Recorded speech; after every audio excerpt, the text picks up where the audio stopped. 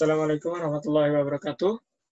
Perkenalkan, nama Kakak Muhammad Rizal. Di sini kita akan mempelajari mengenai kemiripan unsur dan sifat-sifat unsur dalam golongan dan keperiodikannya. Tentunya adik-adik sekalian sudah belajar mengenai konfigurasi elektron dan bilangan kuantum. Insya Allah pembelajaran tersebut dapat bermanfaat untuk memahami kemiripan unsur dan sifat-sifat unsur. Dan jangan lupa sebelum kita belajar, kita berdoa terlebih dahulu. Semoga apa yang kita pelajari pada kali ini bisa bermanfaat untuk kita dan orang lain. Seperti sebelumnya, yang sudah kakak sebar, link mengenai video, mengenai rubidium dan cesium. Nah, di sini ada logam yang sangat reaktif dari golongan 1A. Di dalam video tersebut kita melihat bahwasannya rubidium dan cesium ini jika diletakkan di udara terbuka saja bisa menghasilkan api. Nah, di sini api rubidium itu berwarna ungu, sedangkan api cesium itu berwarna violet atau ungu, sedangkan rubidium itu merah muda. Nah, kemudian mengapa hal itu bisa terjadi? Karena rubidium dan cesium ini memiliki titik didih yang memang sangat rendah. Jadinya di suhu ruang bisa bereaksi dengan air dan oksigen menghasilkan energi. Makanya di dalam video tersebut juga ditunjukkan bahwasannya rubidium dan cesium ini disimpannya di dalam minyak tanah. Kenapa di dalam minyak tanah? Agar tidak bereaksi dengan air ataupun oksigen yang ada di udara. Karena minyak tanah sifatnya tidak bercampur dengan air ataupun berbeda sifatlah dengan air, tidak menyatu. Dan selanjutnya, sebelum kita masuk mengenai kemiripan unsur, kita harus memahami terlebih dahulu mengenai sistem periodik unsur. Nah, di sini sistem periodik unsur, setiap unsur-unsur yang ada di bumi dimasukkan ke dalam sistem periodik unsur. Nah, di sini pembagiannya di sini ada sistem periodik unsur untuk unsur yang utama. Di sini unsur utama itu golongan 1A sampai dengan 8A. Jadi 1A sampai 8A itu merupakan golongan utama. Nah, golongan utama. Kemudian ada yang namanya unsur transisi. Jadi unsur transisi itu letaknya di golongan B. Jadi dari 3B memanjang sampai golongan 2B di paling kanan.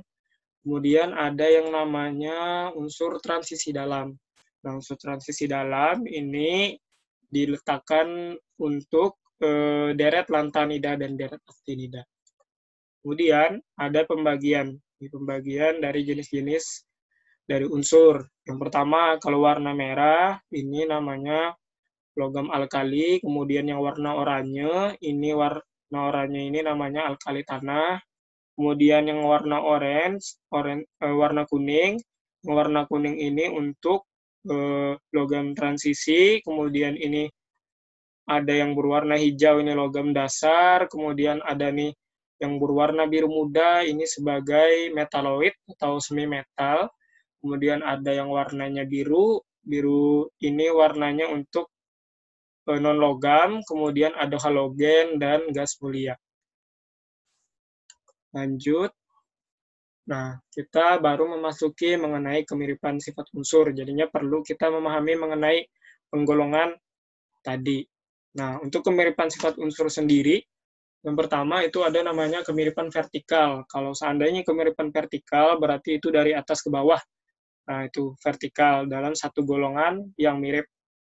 Nah, untuk kenapa jadi mirip? Nah, itu karena mempunyai elektron yang sama. Jadi, di sini yang mempengaruhi sifat dari satu golongan itu adalah elektron valensi yang sama.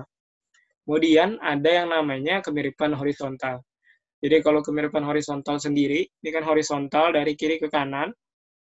Di sini ada 3, ini mirip, ketiga unsur ini antara besi, kobalt, dan nikel ini mirip.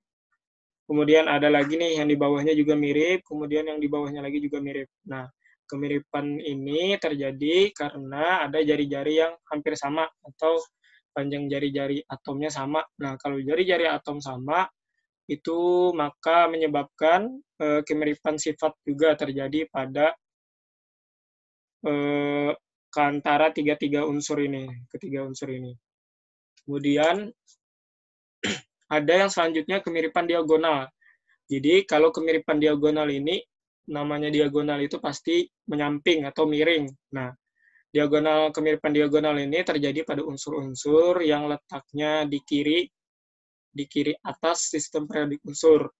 Nah, di sini ada litium dan magnesium, itu mirip. Kemudian ada berilium dan aluminium, itu mirip juga. Kemudian ada boron dan silikon, itu mirip juga. Kemiripan ini terjadi karena jari-jari atomnya sama atau mirip. Kemudian ada jari-jari ionnya yang mirip juga ukurannya, dan keelektronegatifan yang mirip juga nilainya. Nah, itu yang menyebabkan ada kemiripan diagonal antara unsur-unsur. Kemudian yang selanjutnya, ini merupakan gambar apa? Ini merupakan gambar garam. Nah, garam ini biasanya yang kita memasak atau biasanya digunakan untuk membuat bahan makanan, ini garam.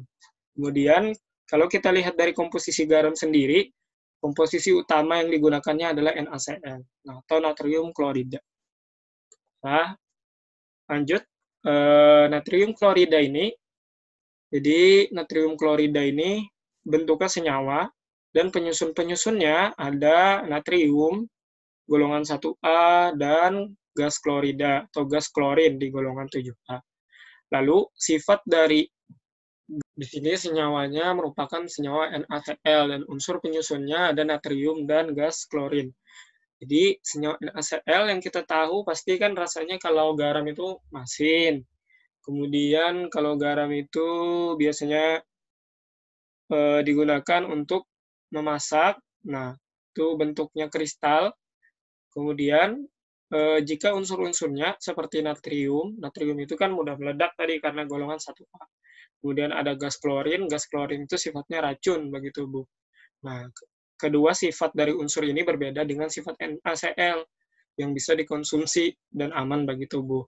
Nah, hal ini juga yang menjadi perbedaan sifat-sifat antara senyawa dan unsur-unsurnya yang menunjukkan bahwasanya terjadi perubahan secara kimia. Jadi perubahan kimia itu unsur dan senyawanya itu memiliki sifat yang berbeda.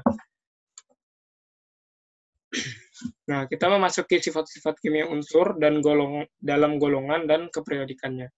Jadi sifat-sifatnya di sini ada 4. Yang pertama itu ada jari-jari atom. Dan selanjutnya ada energi ionisasi, yang kemudian ada elektronegativitas, dan yang selanjutnya ada afinitas elektron. Yang kita akan bahas di sini merupakan sifat-sifat kimia di dalam unsur, dalam golongan, dan keperiodikannya. Kemudian yang harus kita ingat, bahwasanya periodik itu dari kiri ke kanan. Nah, jadi dari kiri ke kanan, berarti kalau seandainya periode ketiga, dari natrium hingga argon. Itu kalau misalkan periode 3. Kalau misalkan golongan 8A, berarti dari atas ke bawah, dari helium sampai bawah nih, sampai radon. Kemudian memasuki sifat yang pertama, itu jari-jari atom. Jadi jari-jari atom dalam golongan, jadi golongan dari atas ke bawah, jari-jari atom itu semakin besar. Alasannya kenapa? Karena jumlah kulitnya semakin bertambah. Nah, jadi kulitnya semakin bertambah, otomatis jari-jarinya semakin besar. Contohnya, ada golongan 2A, unsur Be atau berilium itu lebih kecil daripada magnesium, lebih kecil daripada kalsium, lebih kecil daripada strontium, dan lebih kecil daripada barium. Nah, itu terjadi juga pada ionnya. Nah, kemudian ada yang namanya periode dari kiri ke kanan tadi. Kalau dari kiri ke kanan, maka jari-jari atom itu akan semakin kecil. Kenapa semakin kecil? Karena semakin dari kiri ke kanan itu elektron semakin bertambah. Nah, elektron semakin bertambah artinya proton akan mengikat elektron terluar itu lebih kuat, sehingga jari-jari atom itu semakin kecil. Nah, jadi ukuran dari kiri ke kanan, jari-jari atom itu semakin kecil karena ada tarikan inti yang semakin kuat. Contohnya pada periode 3, kalau kita ambil unsur-unsurnya, natrium akan lebih besar dari magnesium dan akan lebih besar daripada aluminium. Nah, natrium golongan 1A, magnesium golongan 2A, dan aluminium golongan 3A. Begitu juga dengan ionnya. Kemudian, jika kita bandingkan antara jari-jari atom dengan jari-jari ion. Nah, di sini kita ambil unsur Na, natrium, dengan karbon. Jadi kalau Na, nomor atomnya 11, otomatis memiliki 11 elektron. Sedangkan karbon, nomor atomnya 6, berarti memiliki 6 elektron.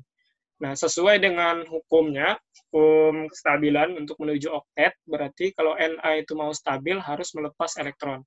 Nah, untuk melepas elektron berarti jari-jarinya itu harus melepaskan elektron. Nah, itu berdampak pada ukuran jari-jari ion. Jari-jari ion Na, atau di sini namanya kation karena bermuatan positif, akan semakin kecil. Jadi yang melepas itu akan semakin kecil. Kemudian, untuk karbon, jika menangkap elektron, menangkap 4 elektron untuk mencapai aturan oktet, maka ion karbon ini, atau namanya anion karena muatannya negatif, akan semakin besar karena jari-jari atomnya akan melar atau membuka orbital-orbital baru atau membuka orbital kembali untuk masuknya 4 elektron. Nah, itu membuat ukuran dari karbon itu semakin besar.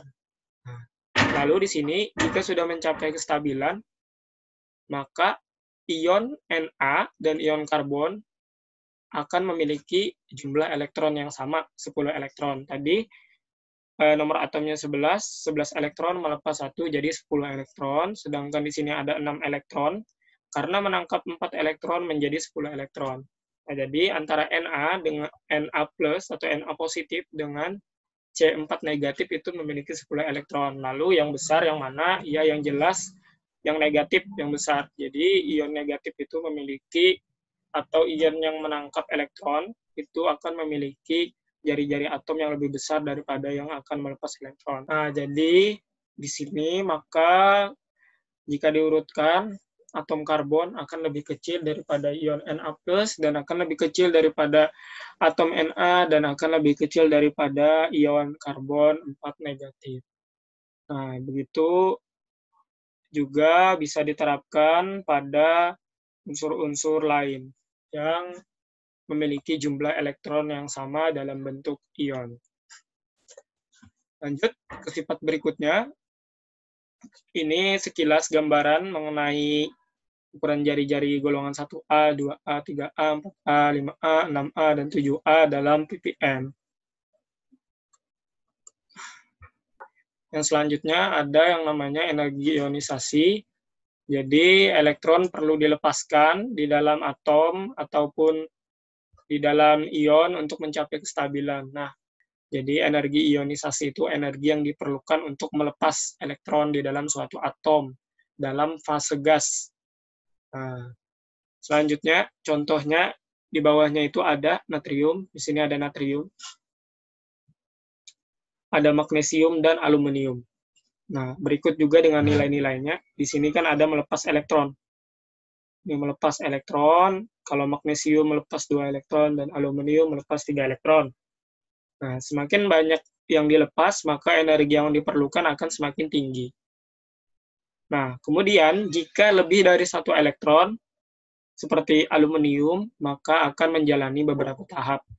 Tahap yang pertama, kemudian ada tahap yang kedua, ada yang tahap ketiga.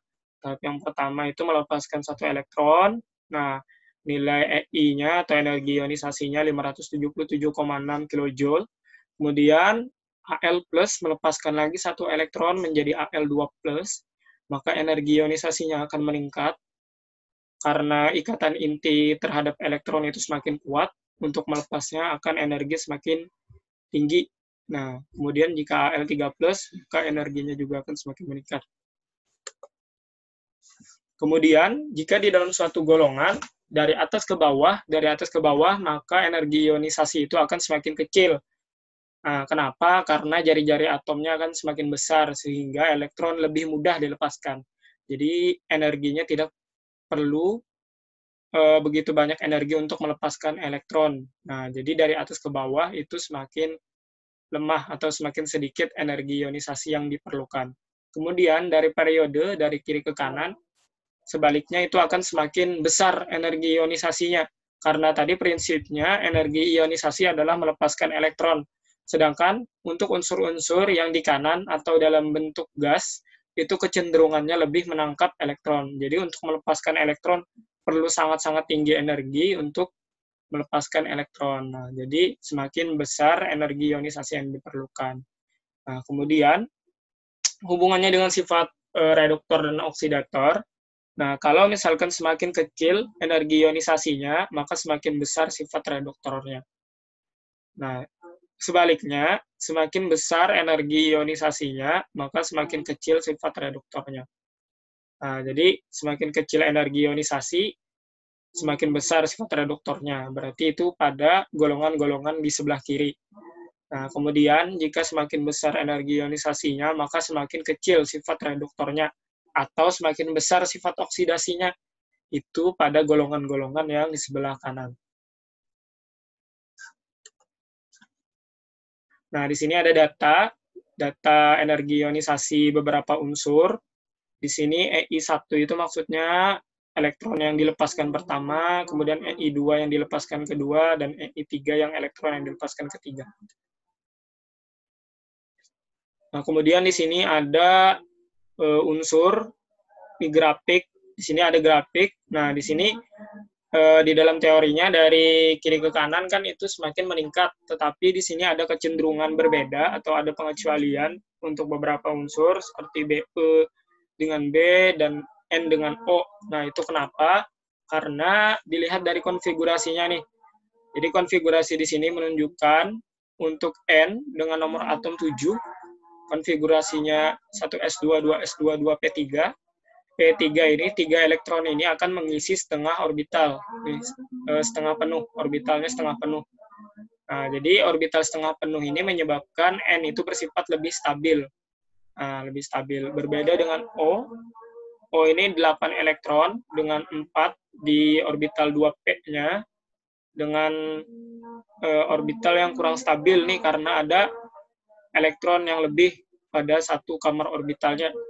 Nah, ini bersifat kurang stabil yang menyebabkan energi ionisasi nitrogen akan lebih tinggi daripada energi ionisasi oksigen. Karena lebih stabil kan perlu lebih banyak energi.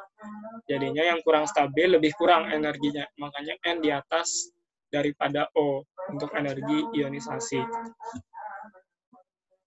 Kemudian, terkait dengan afinitas elektron, jadi afinitas elektron sendiri itu kebalikan dari energi ionisasi. Kalau energi ionisasi untuk melepas, afinitas elektron untuk menangkap. Jadi afinitas elektron itu energi yang menyertai pembentukan anion. Nah, itu kalau menangkap itu sifatnya anion atau bermuatan negatif dalam fase gas, dari atomnya dalam fase gas disebut afinitas elektron. Nah, ini terjadi biasanya pada unsur-unsur non-logam ataupun unsur gas. Di sini ada contohnya, ada 3, ada hidrogen, ada unsur oksigen, dan ada unsur nitrogen. Nah, hidrogen menangkap 1, maka akan melepas energi. Kalau tandanya negatif, itu artinya melepas energi.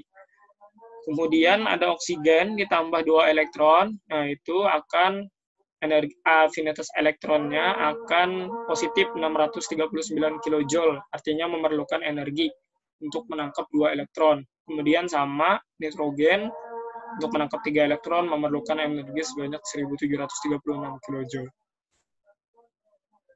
Kemudian untuk unsur-unsur yang menangkap lebih dari 1 elektron, itu ada memiliki beberapa tahap. Tahap yang pertama atau tahap menangkap 1 elektron itu pasti nilainya tuh negatif. Jadi untuk unsur-unsur gas itu negatif. Kenapa? Karena menunjukkan pelepasan energi. Nah, unsur-unsur non-logam ini perlu elektron. Jadi karena mereka perlu elektron, energi dilepaskan sebanyak 141 kJ pada oksigen. Kemudian untuk tahap kedua, ini tahap kedua, pada saat menangkap O- atau O negatif, ingin menangkap elektron, itu akan memerlukan energi. Tadi kan yang pertama itu melepas, yang kemudian yang kedua ini memerlukan energi. Makanya tandanya positif. Kenapa ini terjadi memerlukan energi? Karena adanya penolakan dari elektron pertama tadi. Karena muatannya sama-sama negatif. Elektron yang pertama ditangkap itu bakalan mengeluarkan energi yang menolak elektron kedua. Nah, untuk menangani penolakan tersebut, makanya diperlukan energi. Kalau di sini oksigen perlu 780 kilojoule. Nah, sehingga nilai afinitas elektron yang kedua dari unsur oksigen itu positif atau memerlukan energi. Nah, ini ilustrasinya. Jadi pada tahap pertama itu mudah memasukkan elektron karena memerlukan elektron.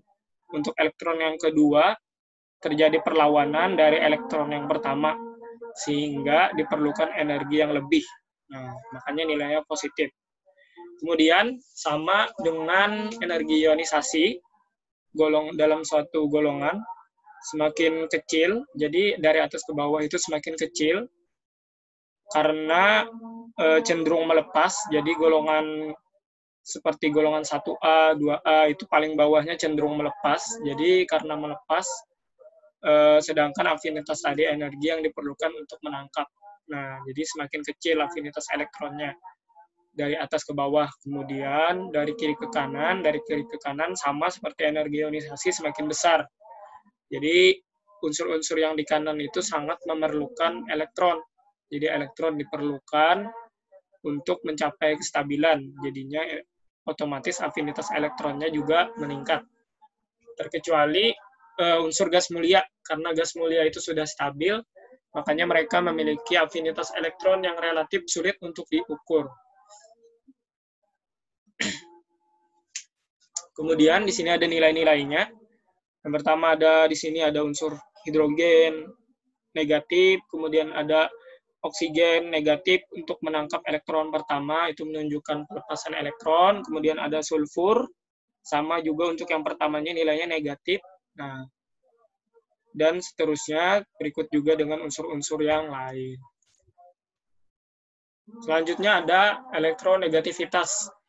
Jadi elektronegativitas itu sendiri yaitu kemampuan, menurut Pauling, kemampuan suatu atom yang lebih elektronegatif untuk menarik atom yang kurang elektronegatif dalam molekul ataupun senyawanya.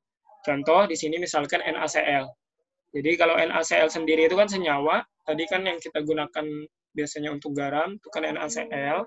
Kalau Cl sendiri nilai elektronegativitasnya 3,16 dan Na sendiri nilainya 0,93. Nah, dilihat dari nilai berikut, maka yang akan menarik itu adalah atom Cl. Jadi Cl yang akan menarik Na. Nah, jadi Cl akan menarik Na menjadi NaCl. Kemudian yang lain contohnya misalkan ClF. Nah, itu lebih besar F, 3,98. Sedangkan Cl 3,16. Pada pembentukannya, maka yang akan menarik itu adalah unsur fluor terhadap unsur Cl, karena nilai di sini fluor ini 3,98, lebih besar daripada 3,16. Nah, di sini standar dari senyawa antara susunan logam dan non-logam digolongkan sebagai senyawa ion, senyawa kovalen atau kovalen nonpolar itu bisa ditentukan dari nilai elektronegativitasnya. Contoh, misalkan pada NaCl tadi 3,16, Cl-nya 3,16, yang besarnya 3,16 dikurang Na-nya 0,93, maka nilainya 2,27. Maka senyawa tersebut digolongkan dalam senyawa yang ionik. Nah, jadi senyawa ionik.